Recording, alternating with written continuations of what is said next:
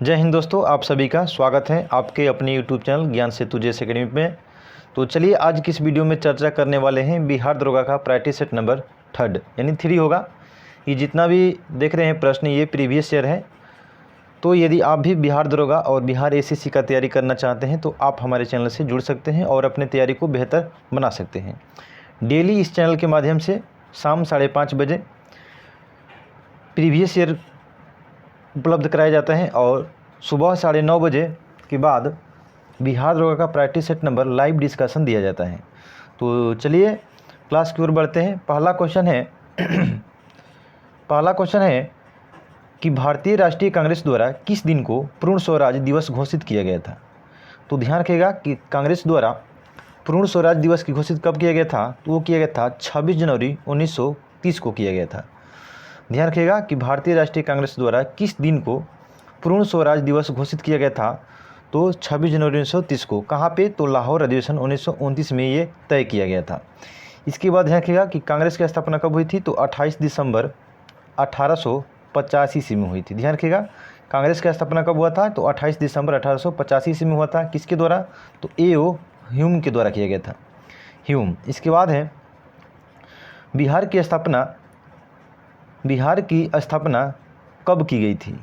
तो ध्यान रखिएगा कि बिहार की जो स्थापना किया गया था वो कब किया गया था, तो 1912 ईस्वी में किया गया था। कब, तो 22 मार्च 1912 को। ध्यान रखिएगा 22 मार्च 1912 को किसकी स्थापना किया गया था, तो बिहार का स्थापना किया गया था। इसके बाद ध्यान रखिएगा कि क्षेत्रफल के अनुसार बिहार का कौन सा क्रम है, तो वो है 12वां क्रम है। और ध्यान रखिएगा कि जनसंख्या के अनुसार कौन सा है, तो तीसरा राज्य है। ध्यान रखिएगा। इसके बाद है बिहार की 3 कठिया पद्धति में नील की खेती के लिए भूमि का कितना भाग अमानत रखा जाता था। तो ध्यान रखिएगा 3 कठिया पद्धति का संबंध कहाँ से है, तो ये है बिहार से है। नील की खेती इस पर करना अनिवार्य होता था, तो कितना, तो 3/20। यानी कहने का मतलब है कि 20 कट्ठा की ज़मीन पर 3 कट्ठा नील की खेती करना अनिवार्य होता था। तो ध्यान रखिएगा 3 कठिया प्रथा का संबंध किससे है, तो वो है बिहार से। इसके बाद है बिहार के प्रथम मुख्यमंत्री कौन थे। तो ध्यान रखिएगा कि बिहार के जो प्रथम मुख्यमंत्री थे वो कौन थे, तो डॉक्टर श्री कृष्ण सिंह थे। ध्यान रखिएगा कि बिहार के प्रथम मुख्यमंत्री कौन थे, तो डॉक्टर श्री कृष्ण थे। इसके बाद ध्यान रखिएगा कि बिहार के प्रथम महिला मुख्यमंत्री कौन थी, तो वो थी राबड़ी देवी। ध्यान रखिएगा कौन थी, तो राबड़ी देवी। इसके बाद ध्यान रखिएगा कि बिहार के प्रथम राज्यपाल कौन थे, तो जयराम दास दौलत राम बिहार के प्रथम राज्यपाल थे। इसके बाद है कि बिहार में कांग्रेस का प्रथम अधिवेशन कहाँ रखा गया था। तो जो बिहार में पहला अधिवेशन हुआ था कांग्रेस का, वो कहाँ पे हुआ था, तो पटना के बांकीपुर में हुआ था। बांकीपुर में हुआ था कब, तो 1912 ईस्वी में हुआ था। जिसकी अध्यक्षता किसके द्वारा किया गया था, तो R.N. माधोलकर के द्वारा किया गया था। इसके बाद ध्यान रखिएगा कि वही कांग्रेस का बिहार में दूसरा अधिवेशन कब होता है, तो वो होता है गया 1922 ईस्वी में होता है। ध्यान रखिएगा 1922 ईस्वी में होता है। इसकी अध्यक्षता किसके द्वारा किया गया था, तो चित्तरंजन दास के द्वारा किया गया था, यानी C.R. दास के द्वारा किया गया था। तो ध्यान रखिएगा बिहार में पहला कांग्रेस का अधिवेशन कब हुआ था, तो 1912 ईस्वी में हुआ था, बांकीपुर में हुआ था। और बिहार में दूसरा कांग्रेस का अधिवेशन कब हुआ था, तो गया में हुआ था 1922 ईस्वी में। जिसकी अध्यक्षता किसके द्वारा की गई थी, तो C.R. दास के द्वारा की गई थी। इसके बाद है जयप्रकाश नारायण को कौन सी उपाधि दी गई थी।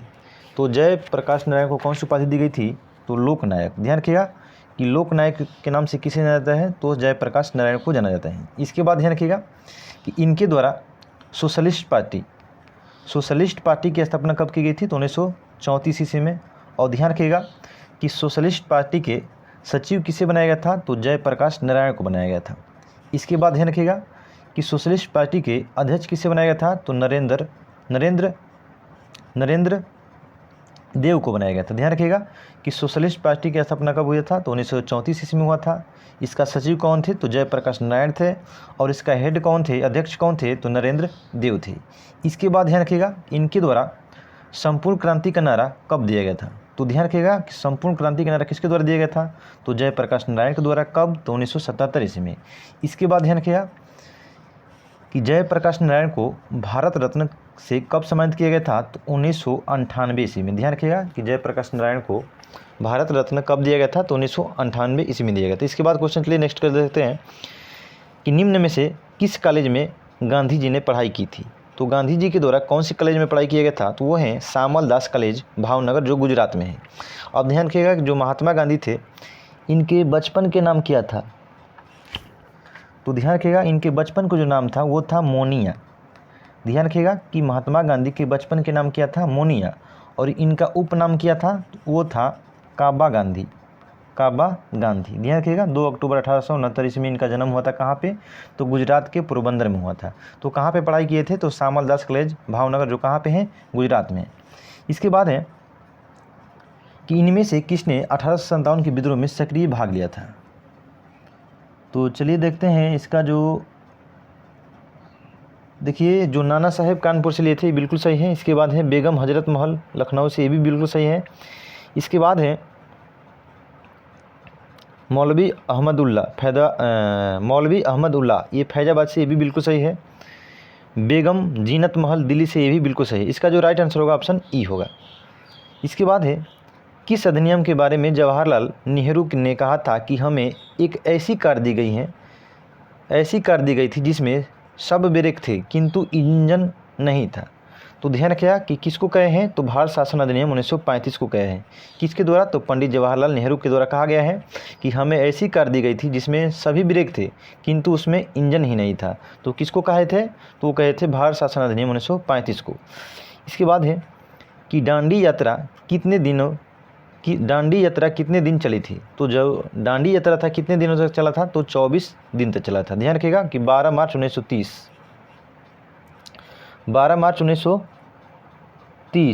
ठीक है, 1930। इसके बाद 6 अप्रैल 1930 तक चली थी। तो ध्यान रखिएगा कि दांडी यात्रा की शुरुआत कब हुई थी? तो 12 मार्च 1930 को हुआ था।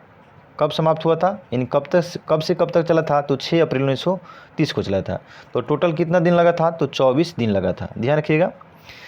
तो दांडी यात्रा कितने समर्थकों के साथ किए थे? तो 78 लोग थे। ध्यान रखिएगा। इसके बाद है दूध किसका घटिया स्रोत है?